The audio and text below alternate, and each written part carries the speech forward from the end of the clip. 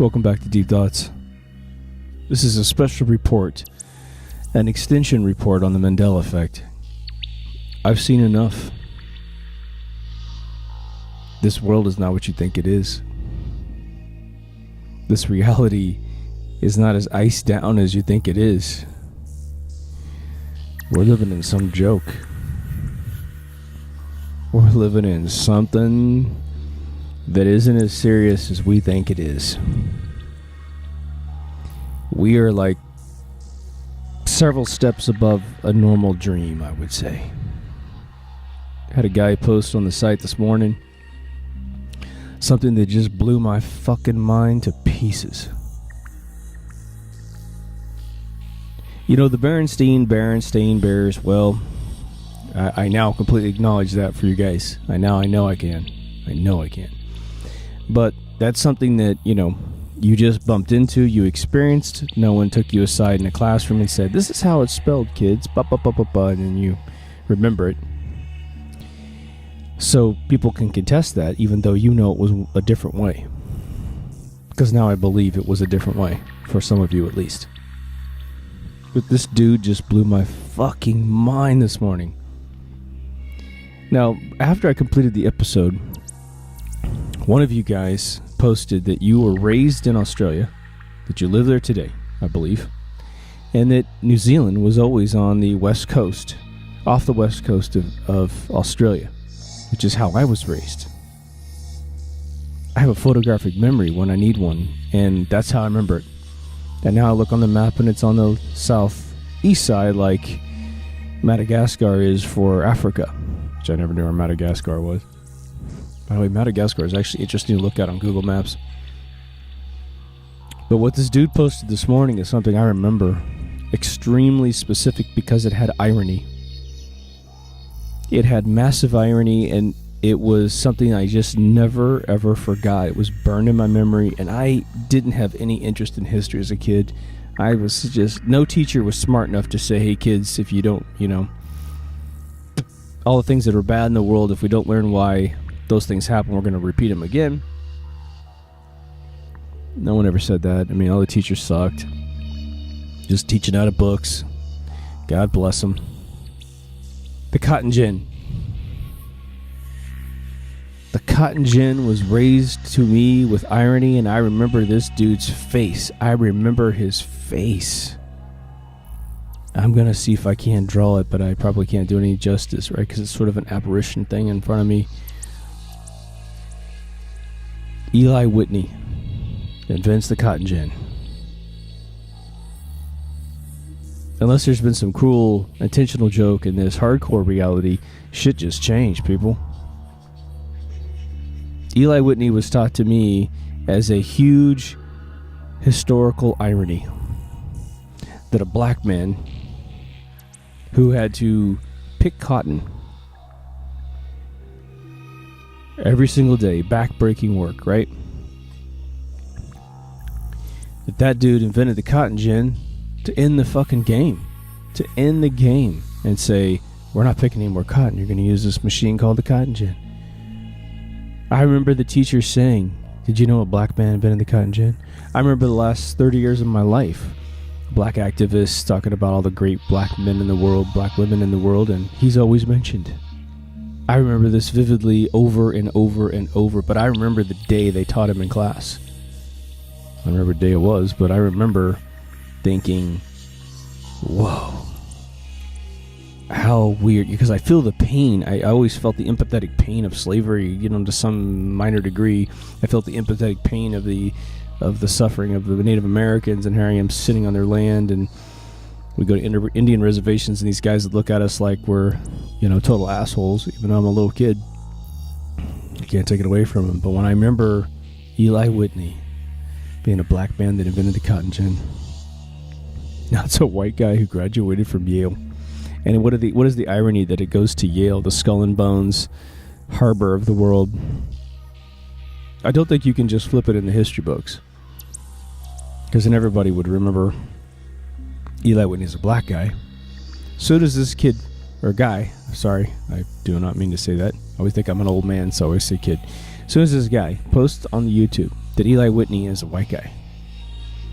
I make phone calls to my friends and I say, Mandela effect. I say, do you remember the guy who invented the cotton gin? Yes. I said, tell me one attribute about that guy that you remember. First thing out of their mouths is black guy. Every call I made, black guy.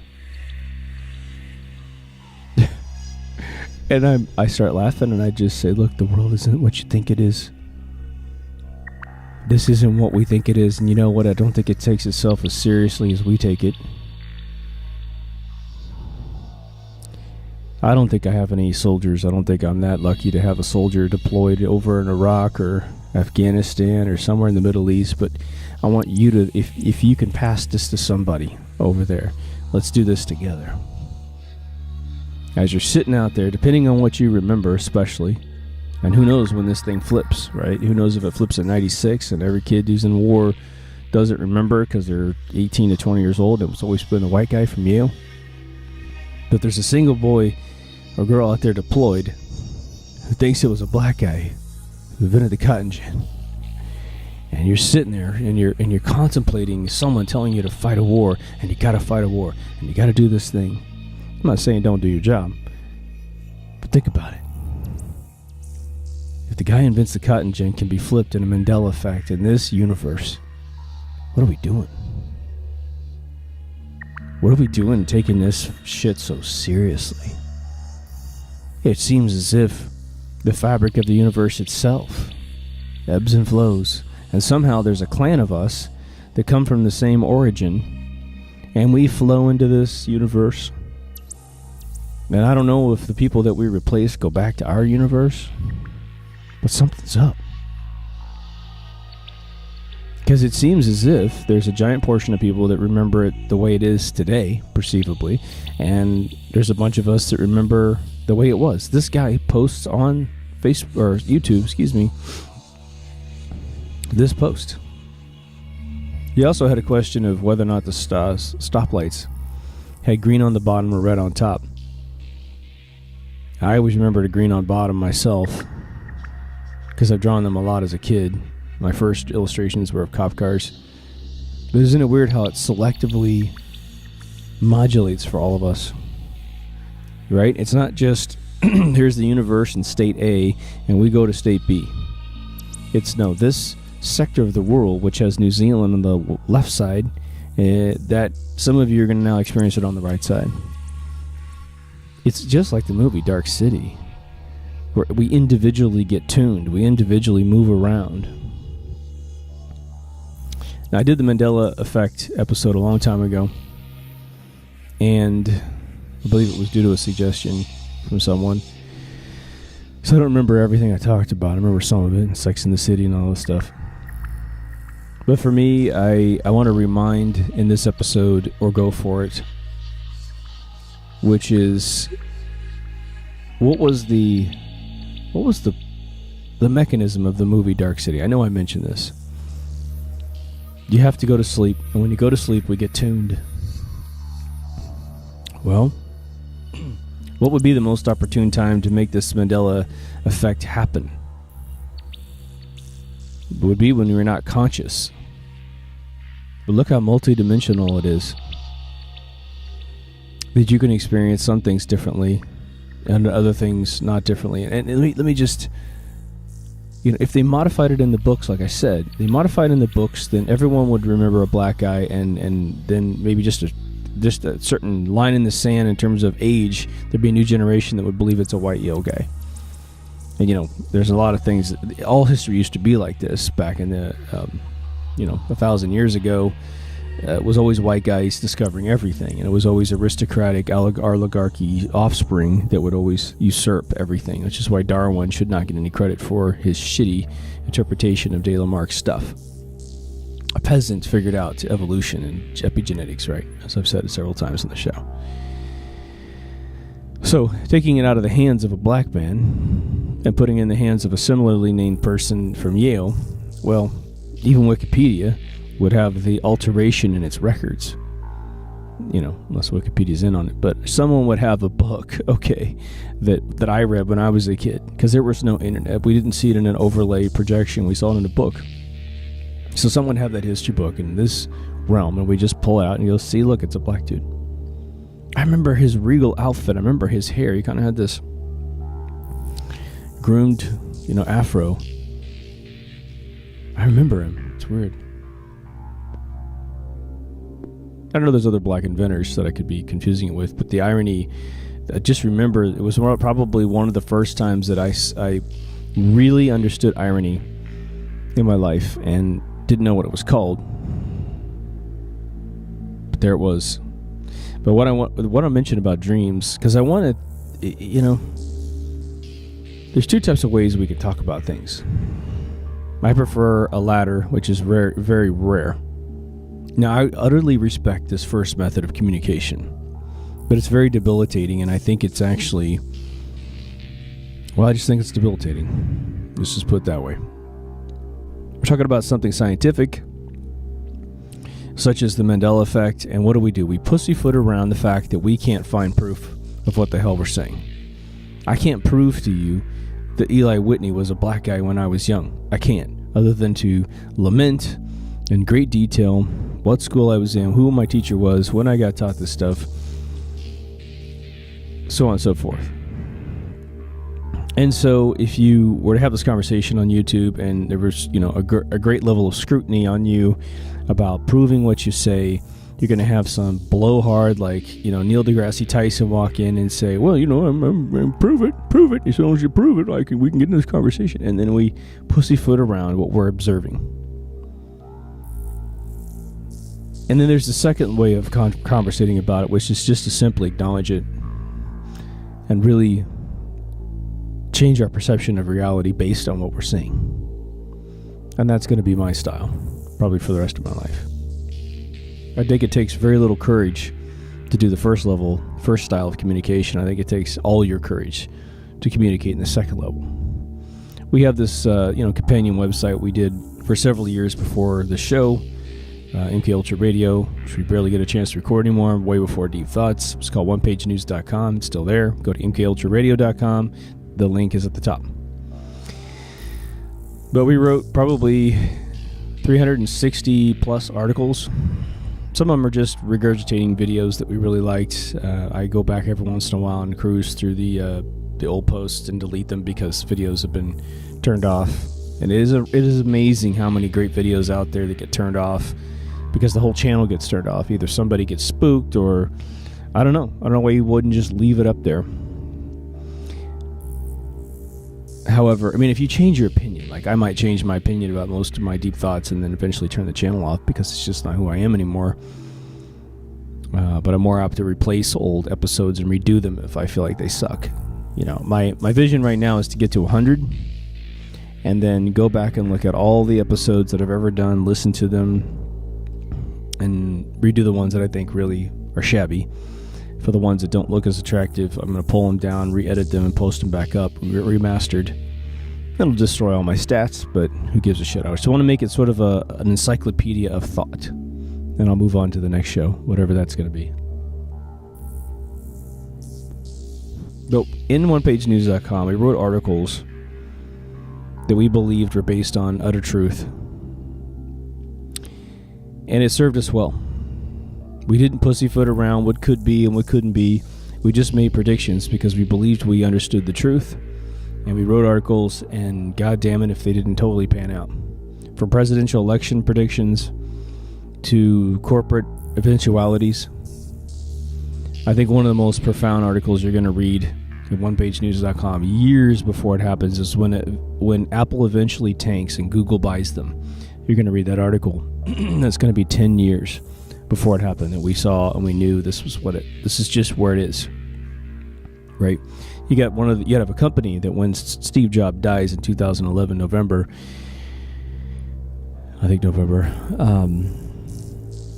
it's worth nearly $1 trillion market cap. And what do? They put a guy in charge that has no technical background whatsoever. No charisma whatsoever.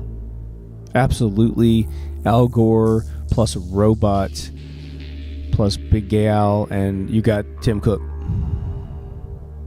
And sure, he has an appeal on some microscopic demographic level, but he has no appeal when it comes to refining products and bringing them to greatness. And any board of directors that knee-jerks him into position and doesn't replace him eventually is operating under orders to destroy that company. Exactly what happened when Apple got up the first time and started kicking IBM's ass. Infiltrated by, was it Scully, or his name was? Destroyed the company, handed it off to Emilio, destroyed the company even further. Like, we couldn't figure it out. And now, the last mantra of Steve Jobs was to say, I'm going to use all the money to destroy Google. And of course, he said that about IBM, and IBM won. And so now, and Microsoft took off. So now it's all Google. Google's going to take over the planet. So we reported things based on just overwhelming circumstantial evidence, and we've been right. So with this Mandela effect thing, the reason why I digressed into that was to say, you guys have now converted me. 100%. 100%. So let's start talking from the point in this little special report about how we should live our lives based on the fact this Mandela effect appears to be 100% correct. Because for me, for the rest of my life, it's 100% correct until someone figures out a way to explain it to me. But I've been putting a lot of thought into dreaming. I have a whole episode on dreaming. But I tell you what, one of the coolest things about doing a show like this is, one, you get to take all the subjects that you're very interested in and lament about them for an hour plus, and you get to harvest people of similar minds to listen to your show, and then you just go back and forth, just like this guy that blew me away this morning. Okay. Then when you run out of subject matter, you've got to go and think of new subjects. And if you've done a good job in the first episodes, then you're really interested in making sure your next episodes are good. That's why I literally have recorded without a doubt 10 episodes that I've thrown away over the year. Over the year I've done this. It's not even been a year. I lost probably at least 2 to technical difficulties. I lost one the other day to a technical difficulty. I could just kill myself. I forgot to plug my machine in. I went too fast. I was so excited about the subject. I didn't remember what it was. But I plugged in and talked about a bunch of shit, and then boom, I look over at my computer and I'm like, son of a bitch. Because I got my laptop off to the side here, and I've got it set so it doesn't sleep the monitor if it's plugged in. So if I look over and it's black, something went wrong. But how do we live our life now? I'm going to suggest something about dreaming because I think it's true. Dreaming is imposed on us by our creators. I'm starting to think this is a simulation of some sort. And it doesn't mean that this is a matrix, but maybe it is. I just don't know if our other state of being is like the Matrix when Neo gets out. Humanoid bodies and all that kind of stuff. I don't know if I said it, but I may have said this before, but they always say that the eyes are the window to the soul, right? And they are. You want to test this theory out? Let me give you a little homework for you that you're going to enjoy. Next time you get in a room with other individuals, it's best if it's a casual one. I was having this conversation with a buddy of mine named Richard at my smoke shop, and Richard's across from me. It's just the two of us in this room watching some TV, but it's sort of quiet. And I started talking about the window of the soul thing, and he totally gets me. He's 62 years old. And I think, he's looking at me, and I said, think about it. I said, I can look at your chest, I can look at your knees, I can look at your boots, I can look at your head, the top of your head, and I'm looking at you. But I don't feel any super connection to you until I look in your eyes. And the second I look into your eyes, all of a sudden, it's as if the extension cords come together. Boom. And electricity fires, and I'm now looking at another sentient being, and there's an alarm feeling in my chest that I've made eye contact with someone. Little kids, they have to learn how to make eye contact. You have to teach your kids how to make eye contact. But I always told little kids, I said, look, if you're nervous about looking someone in the eyes, if it freaks you out, then look at their nose. Look at their forehead. They won't know the difference. But it'll get you kind of practicing to look at someone's face. And it really doesn't matter if you keep that habit up your whole life and just don't tell anybody. But that's the way I started when I was a kid. But if this is a simulation, and there's any sort of real material instrumentalities that we use, meaning a body, then the thing that I believe that is punching through from that world to this world is our eyes. Is our eyes or our eyes? Our eyes. Our eyes. Well, that's a horrible thing to have to say. But I think that the eyes are part of the real construction of who we are because of that amazing connection. If nothing else, there's something in the mechanical physics, mechanical spirituality of our existence by which when we do look in the eyes of another human being, it is magical. If you've ever been in love with another human being and you lay them down on a bed, you just happen to be the one on top, and you look down in their eyes, you can tell whether or not you're with an empathetic soul that you should probably spend your life with if you look at them and they appear to understand what's going on. I apologize for talking about these people I date. I feel horrible. Hopefully I'm not, over the long run, hopefully I'm not throwing them over the coals because I've only dated amazing people. Everybody's human. I don't blame anybody for anything, but I dated this girl, absolutely gorgeous woman, but she was very, very strong-willed during the day, and I like a strong woman. That's just my thing. And we would get into the bedroom, and before anything got saucy, okay, we're not there yet. Don't worry, I'm not going there. But we'd lay on the bed because we're tired. But I get on top of her every once in a while, and we'd have a conversation. Right, I'm just like on top of her. And I remember this incredibly matriarchal woman who loved to run the show during the day, although she said she wanted a guy to run the show. She really didn't want that, but it's like, a woman, I can run the show, trust me. But I let her do it because that's what she was really good at, and I just love to see a woman be strong. It's cool. It's rare. But when I got on top of her and looked her in the eye, she just would turn to jelly.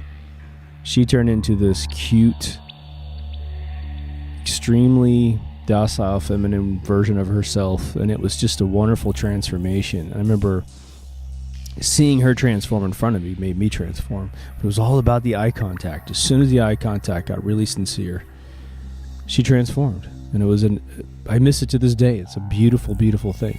But I have also got with girls where I think there's this amazing moment going on, and I look in their eyes, whether or not we're sitting at a beach or on top of each other or whatever, and they just don't do anything. It's like they're the non-player characters I talked about in the simulation model.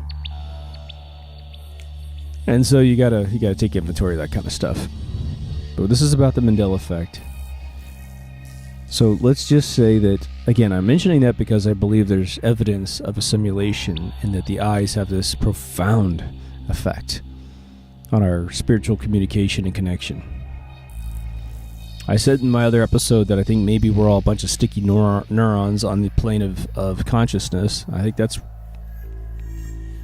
a great metaphor because neurons exist in our simulated world based on the laws of mathematics and attraction. Well, why wouldn't that mathematic repeat itself in the spiritual realm? At least that one mathematic. Something like it, What's beautiful about neurons is they are sort of a parent-child entity. A child is created by the parent neuron being overwhelmed with electricity. If you haven't seen all my episodes, my theory on this, and no one's ever lamented this, but this is my reason for why your brain pattern grows. A neuron has a fixed amount of electricity that it is supposed to endure, and when it gets overwhelmed to a certain point, a trigger goes off in its genetic code and its protein patterns that says we're now operating at peak capacity or above peak capacity, so it's time to multiply. And so we know the way a neuron multiplies is that it throws part of its nucleus out into the brain cavity, and all of the neighboring village people village neurons, they all donate the coaxial cellular tissue to protect the nucleus out in the volatile world of the brain, and in doing so, they all reach out a neural connection to the new child neuron, keeping a connection from all different angles. Everyone who helps that cell, all the neurons that help that cell gain its coaxial protection layer, then have a coaxial protection conduit to it, and you have a brain that grows. But here's the key. If you do not use your brain, and if you do not overwhelm your neurons with electricity by thinking, not memorizing and repeating, right? That shit doesn't make your neurons go at all. But learning, getting tired, like I said in the last episode, you are not going to increase the density of your brain. But here's the beautiful thing. When you do increase the density of your brain, it's almost as if you were hit by an alien ray and you are simply smarter the next day. The amount of information you can take in at one moment is more. The amount that you can process is more. And life's chaos seems to be less chaos. You know, anthropologists that study hominids and the missing link, they have proven to us beyond the shadow of a doubt that a lot of our brain cavity has been genetically turned off. Our visual cortex is, 10 times as complex as the part of our visual cortex that we use. It's 5 layers of cheese, those little squares of cheese that you buy at the store, right? It's 5 layers of that, and we only use half a layer, which means, 1/10. Because every slice would be 20% of your visual cortex at 5 layers. So there's a genetic code that stops us before the first 10%. So something came in and took primate, made one branch that was hominid, that howls like a Bigfoot. We call them apes. Some people think, they did exist, these big Neanderthals and what have you, but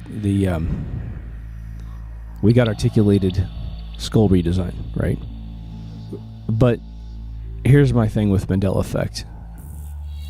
I think this happens when we dream. I think dreaming nowadays, I don't know how much I've shared this, so let me just share it from scratch. This is a special report. Who gives a shit? I believe that dreaming is where the tuning happens. And I believe that whoever wrote Dark City, which I haven't looked it up, somehow tapped into this consciousness. I don't know if we're, run by aliens on a square disc. A circular disc. Square disc. When do you ever put those two words together? Apparently right now. But it was like a little tiny sub-metaphor of what might be going on. Square disc that we're all living on. When I finally studied the precession thing, I'm going to share a little bit of the Flat Earth 2 thing. So there's all these videos about precession and gyroscopes, and they're fucking awful. These nerds can't make a point to save their soul. They just keep cutting and pasting all these old videos proving to you how gyroscopes work for hours and hours and hours and never just make a very simple point. And the simple point about gyroscopes proving that we're on a flat something or other is that once you spin a gyroscope that's inside of 2 independent axis circles, right? I mean, if you spin a gyroscope and it's straight up and down to your top of your head and the bottom of your head, and you start rotating the thing, already, because you played with one when you were a kid, the thing stays straight up, no matter how you rotate it, because that's the way a gyroscope works. It's not based on Earth's gravitational force. It's based on the centripetal and centrifugal combination of force. My physics teacher always says centrifugal doesn't exist, but the centripetal force of vectors pulling in to a circular thing like that, which is a gyroscope, and that's why it stays stationary. It is absolutely, positively localized in its gravitational force and does not cower down to the Earth's gravitational pull. We've seen this a million times in experiments. Okay, so you're at the North Pole and you spin a gyroscope inside your plane, and you got a gauge on your dashboard that's telling you how it's spinning, telling you the orientation of your plane relative to the ground. If you fly from the North Pole to the equator on one day, one journey, or anything like that from north to south on a latitudinal line, you should see the gyroscope stay level with the North Pole, and as you go down to the equator, even though you are now perpendicular to the side of the Earth, the gyroscope in front of you should be left and right instead of top to bottom, because it's still aligned with the North Pole where you took off. But all these pilots have now confirmed that precession, this mechanism by which the gyroscope stays centered to where it was started, it doesn't change at all. It's still up and down at the equator, and when it should be left and right, because it should rotate. It should put it this way: it actually won't rotate at all, and you're rotating around it, which is what happens with the gyroscope. So the gyroscope should change, and it doesn't.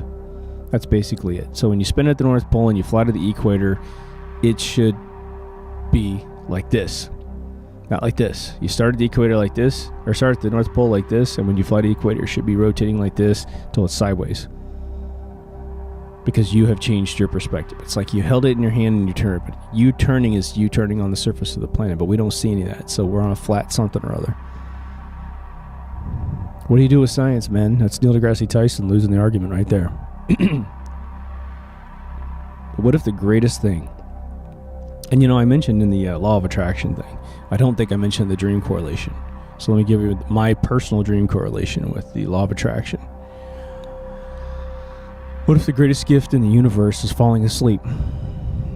And when you fall asleep, it is your time to disengage from this particular book plane of existence, right? Remember, you take the booking theory of the universe, which is every page in the book is a plane of existence, and you're in one split second, and then the next second you could be in a different plane of existence. Maybe planes are organized infinitely dense based on time, whatever. But in the end, you go to sleep, and based on your frequency when you're asleep, as you approach sleep, which is why that's why they say never go to bed angry with your spouse or your boyfriend, girlfriend. And maybe that's part of it.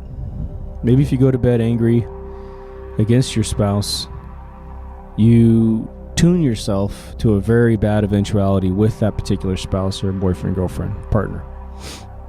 But what if this is the beautiful ecosystem of the way it works, and sometimes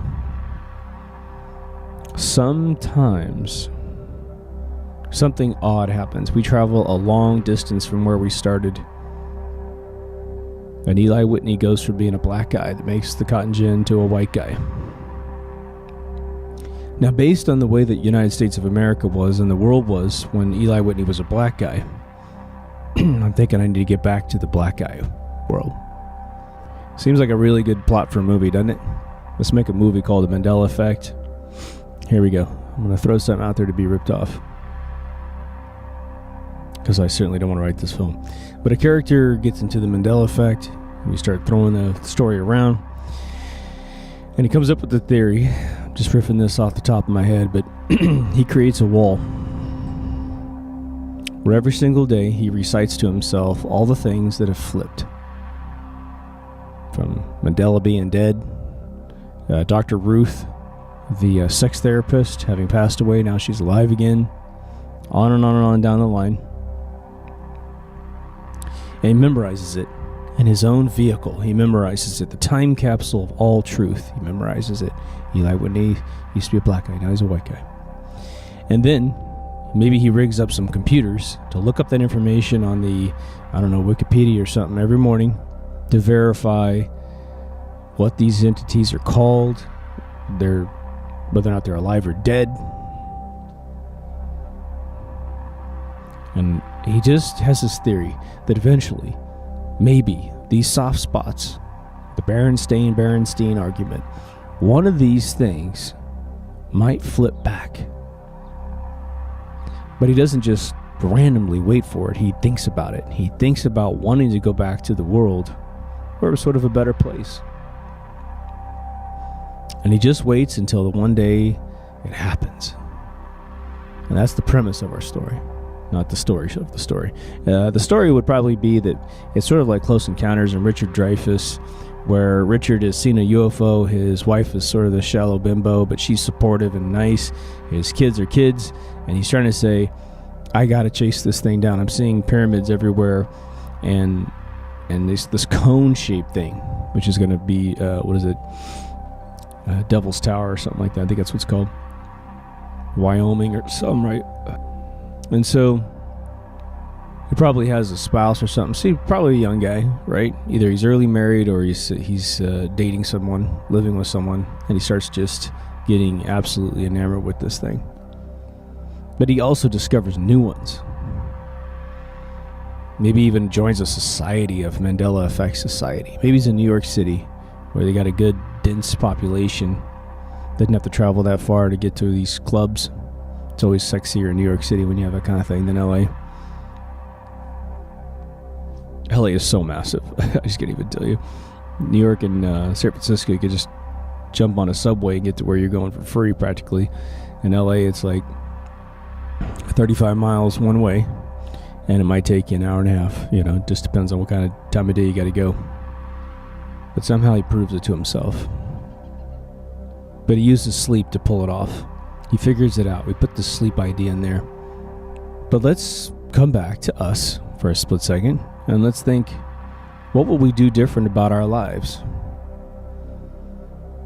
If we just simply go, look, I would be interested in any of you guys that think that Eli Whitney was a white guy when you were a kid, and you're, say, over 40. I'm 46. So Eli Whitney back in the 70s was a black dude. And here's the thing. I grew up in the Midwest, and Kansas was actually really good about racism, and that we barely had any. So I'm proud about that, but I don't think there was a lot of, like I think I've said before, we had 4 black families, probably about 4 Mexican families, no Indian, no Asian, definitely no Arabic nations. We didn't have any Canadians, you know. Part of our foreigners was a guy from Oklahoma, you know, a white guy from Oklahoma.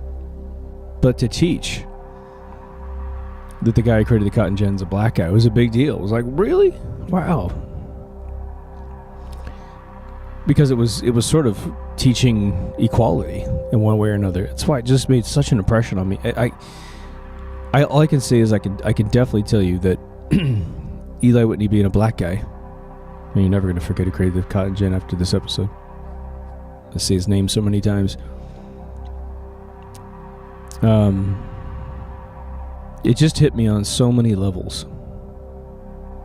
And, you know, I wasn't raised with racism, and then I had to even out my racism. I was just, in fact, I've said it a couple times in the show, on the east side of Main Street, we had this family called the Williamsons. Irma had this barbecue place with Roy, her husband.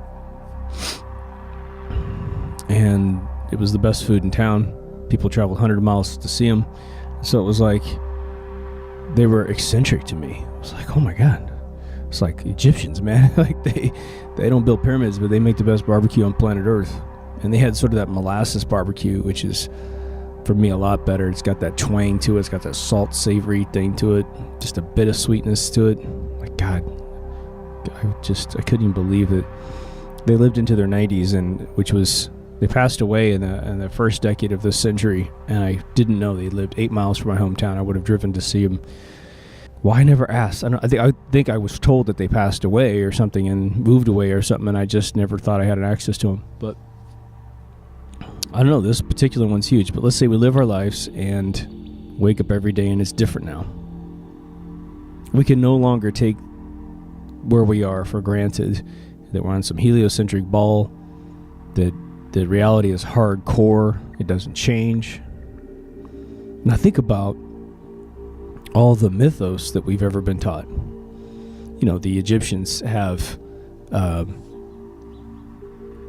hawk-headed people and anteater-headed people, and we have all these mixed humanoid animal things. We have,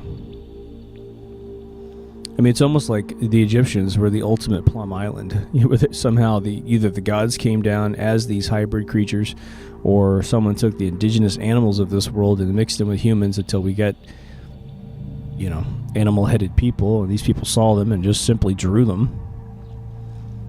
It seems odd to me that a human race would make up stories about half animal, half human. That's really creative, isn't it? Isn't that super duper creative that someone would create that story? But here's the thing. You might say, well, today we don't have any of those, so they definitely didn't exist in the past. You have stories of elves and dwarfs and halflings and ogres and trolls. Maybe they existed. You know, maybe your dwarfs were more of your dwarven genetics. Then maybe dwarfism, which can wreak havoc on a human body. You know, dwarfism is very life-threatening because the organs grow as, what do they call it, the average people. What do they call us? It's not normal, it's average, right? Something like that. But their internal organs get large, their bodies don't, and that wreaks havoc on their health. But maybe there's a whole race of dwarfs that didn't commingle with the taller folks, and they were perfectly fine. They're just really small.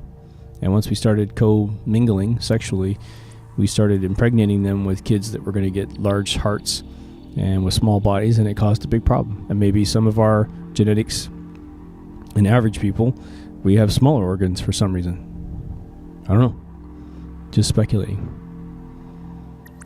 But if this reality is tunable, and we are our own sovereign beings, there's got to be a reason why someone else remembers this the way I remember it.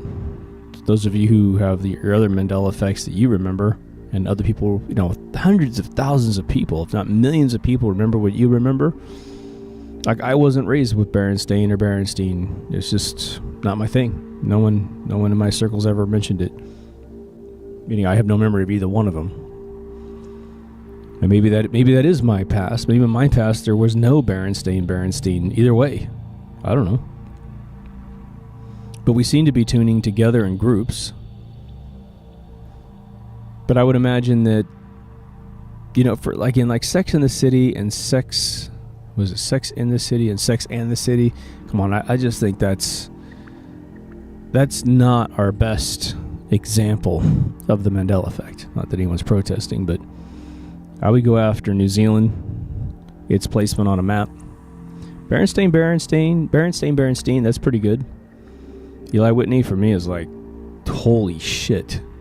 I know, I'm obsessing on that, but damn. This morning, when I called my friends, and they all said black guy, and I said, I hate to break it to you, but I grew up in that past too, and it's a white guy now.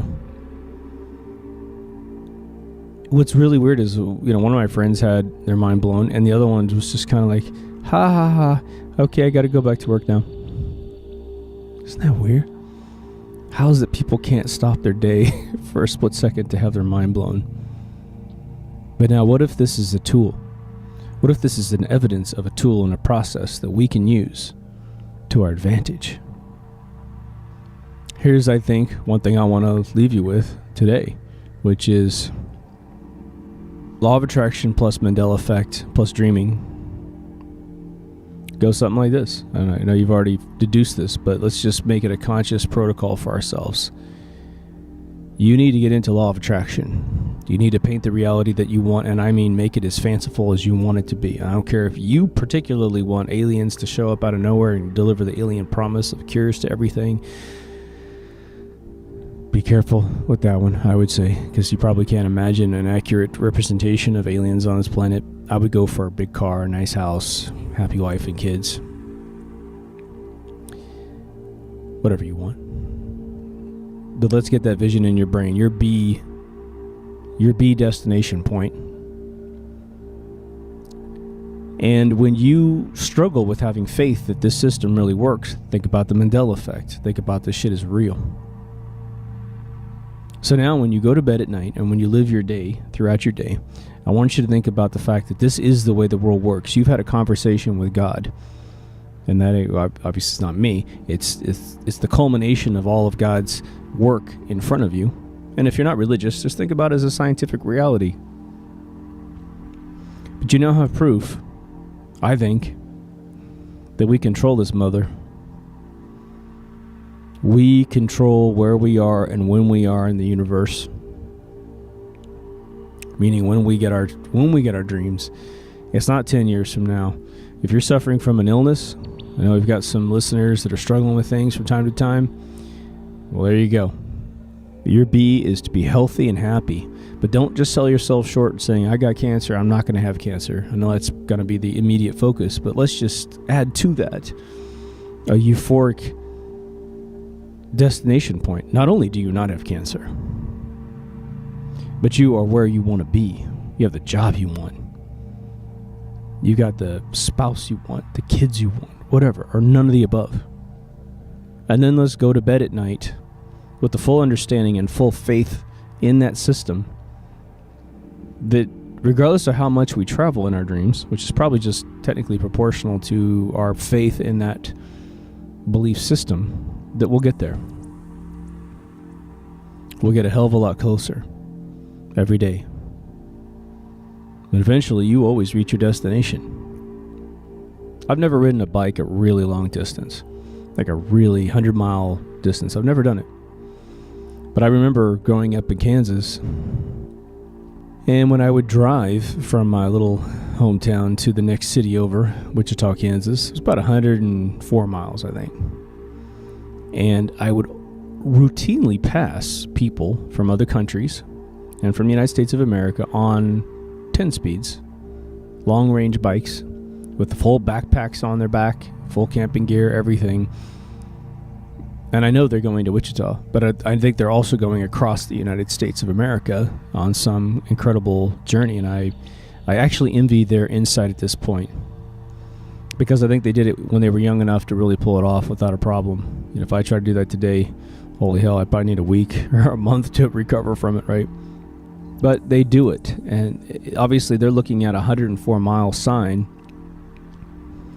and they're probably going, oh, geez. But the more they do it, it's not a big deal. 104 miles, yeah, this is part of the marathon. This is what I do, right? That's the attitude we need to have when we go to bed at night. But I'll tell you what, there's honestly well, put it this way, I was in my car. I didn't have any fear. And in less than 2 hours, I'm going to be at my destination because I have a car going a lot faster. And I'm going to be air conditioned.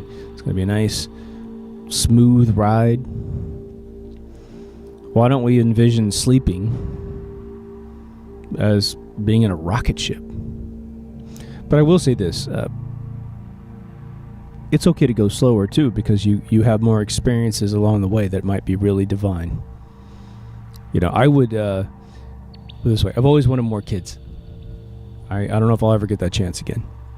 Now, if someone said to me, some wizard comes up to me and goes, hey dude, I can wave a magic wand and you're gonna wake up you're gonna be right on this patio, and within seconds, your kids are going to be inside the house making a shit ton of noise, having a blast, and your wife's going to be coming home from the store or from work or whatever. Will you take it? You're going to miss getting your wife pregnant. You're going to miss the whole 9 months of carrying all of the children. You're going to miss the births. You're going to miss those first Christmases with your kids. But it's either what you have now or what I'm going to give you. Will you take it?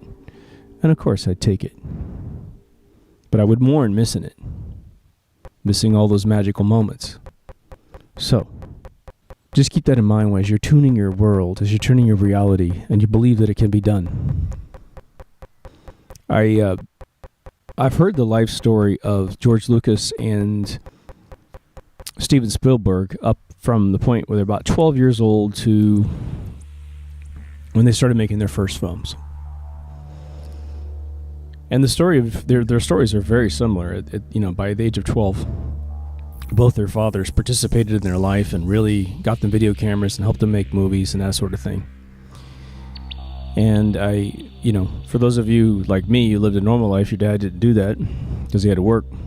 You sort of go, damn, what would my life be if my dad was there for me like that? My dad worked so freaking hard. I never saw him. I mean, I saw him, but it was always like randomly. My dad did cool shit, man. Like, he'd come home and go, here's a motorcycle. You're 8. You just learned how to ride a bike 6 months ago. Here's a motorcycle. And he just said, this is the way you use it. Go. And I was like, okay. And sure enough, like within 10 minutes, I had learned how to ride a motorcycle. It was really pretty funny. But George Lucas the story about him is he's so monotone. Maybe he wasn't, but he seemed to be so monotone. It was sort of like he was a robot executing his life. And when you hear about Spielberg, it's a different game.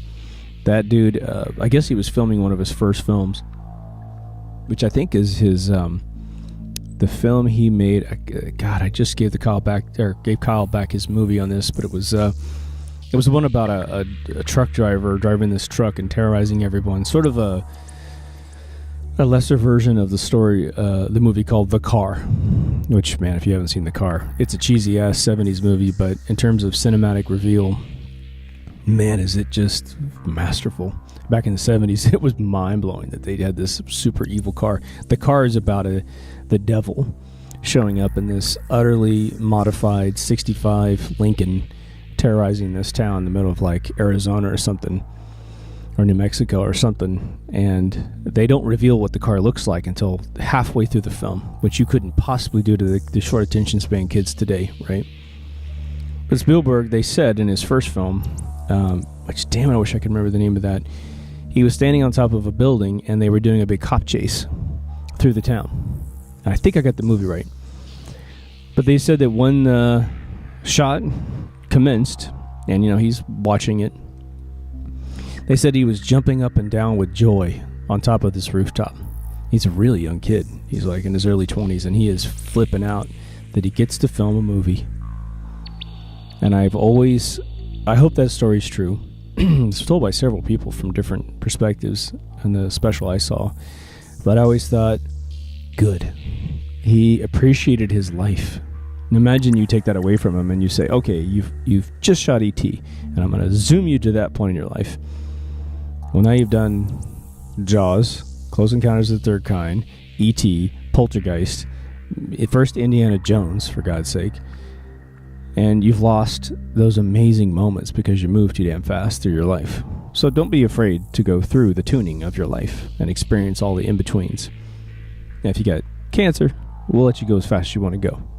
But that could probably be resolved pretty quickly based on my research. I know you feel me. I do not have my mind blown that often in this world for anything.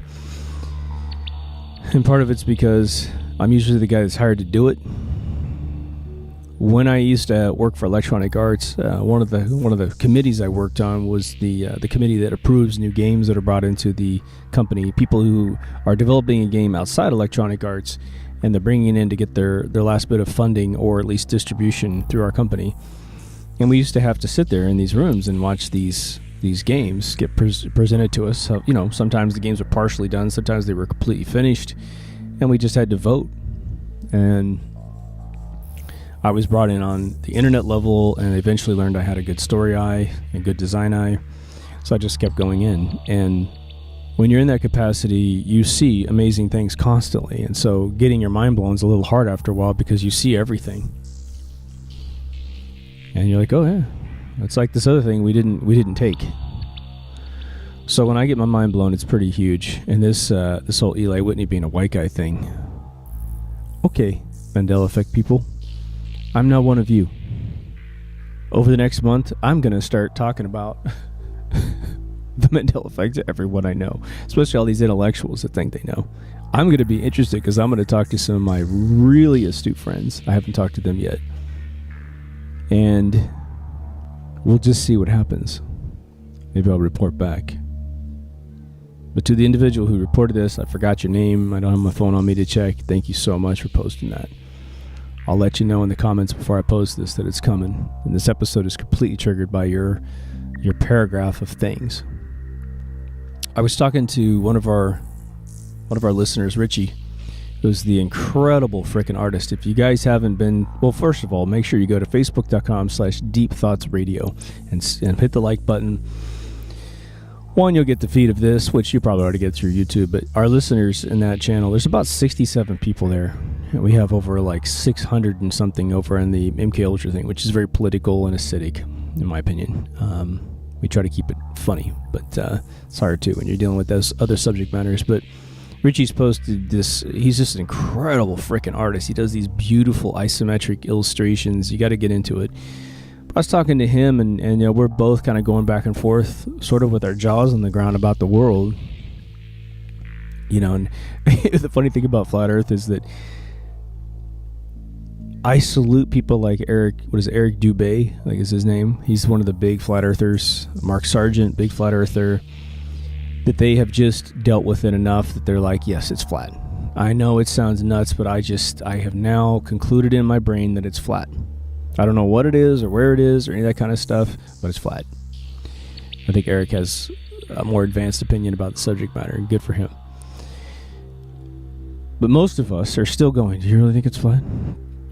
Do I think you're crazy or do I think you're brilliant? Because it's sort of like walking the fine line of that whole thing. All I can say is, for me personally, well, I say two things. I say the Flat Earth folks have definitely got my attention. Precession. The bullshit about the fact that the North Pole is average degree of 4 degrees Fahrenheit and the South Pole is 60 degrees below Fahrenheit, when they're actually located exactly at the same location on a ball. That between winter and summer for the northern and southern hemispheres, there's the same amount of sun exposure on both sides of those locations on the surface of the planet, but they don't melt away. And why would the North be a shitload warmer, 56 degrees warmer than the South Pole? Doesn't make any sense.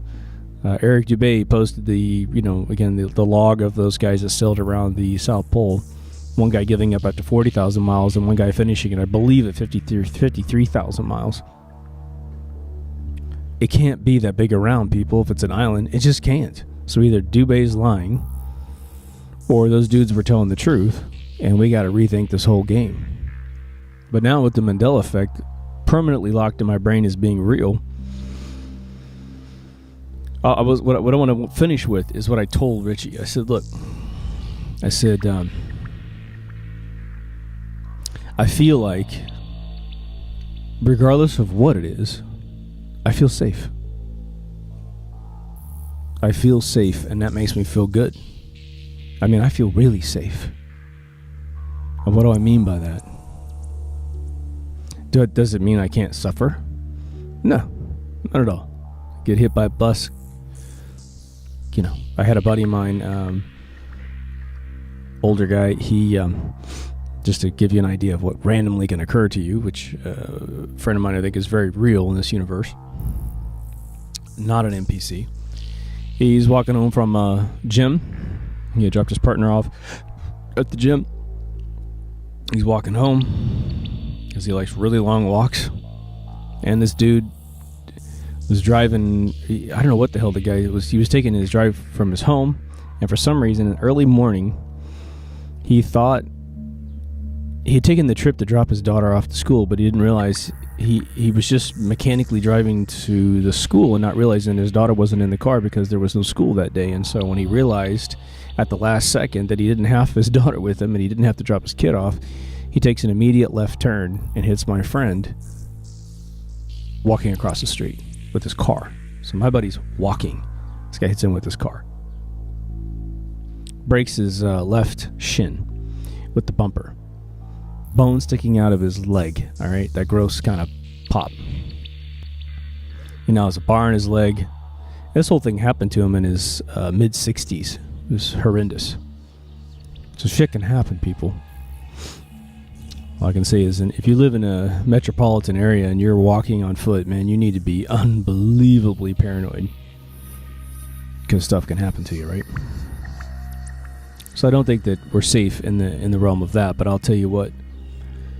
I just definitely don't worry about death. I don't worry about it at all.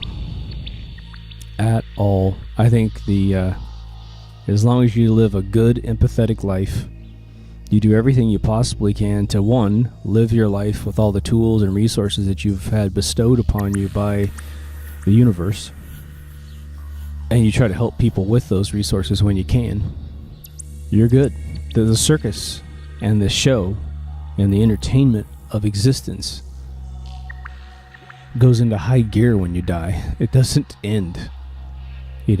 You can mourn someone's death that you won't be able to talk to them, and you can definitely mourn the death of a young person who didn't get to live that life. That's where the emotions hit the pavement, right? But I'd say, me personally, if something happens to me, well, you might miss me, but believe me, I'm owning this motherfucker after it's over, right? I'm having a good time when it's over. I am prepared. I'll just tell you, I've got a list of things I want to do after this life, and I certainly hope I'm able to do it. I certainly hope there's something out there, but because I believe the universe is so fun, especially with this Mandela effect thing, it seems to be a lot more. It seems to be almost empirical proof that it's really pretty fun out there. It might be frustrating at times, might be scary at times. But like I said, if it can't kill you on this planet, kill your mortal coil. That is probably safe here. And part of it's just riffing in my brain right now. I think that it's one of the reasons why I want to get our boys out of war. Support our troops by doing two things. Doing everything in your power to expose those who create the wars, and do everything in your power to enable the soldiers that go into these meat grinders to get home safely. It was a big deal back in 2003 that the military wouldn't outfit our soldiers with the proper armor, and like the vehicles weren't armored enough to handle IEDs. They didn't have enough body armor to survive a hit from a bullet. And so we wanted to get them, like families were having to pitch in money to help our soldiers. I think it's a little bit better now, if not a lot better. But we need to get our boys home on their sovereign soil that they were born on, or at least that they live for. And we can do it by probably using the law of attraction and whatever mechanism enables this whole Mandela thing. So that's all I got for you on this special report. But I wanted to pump this out because I wanted to capture the energy and the feeling I'm having right now as a result of this Eli Whitney thing. Again, he was a black man when I was young.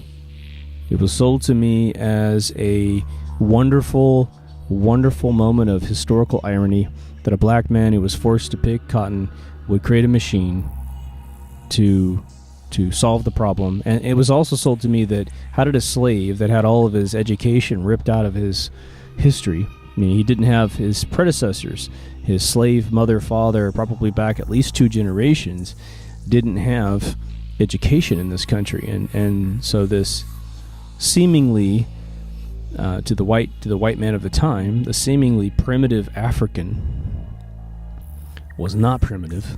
Obviously, he's part of the gene pool that built the frickin' pyramids.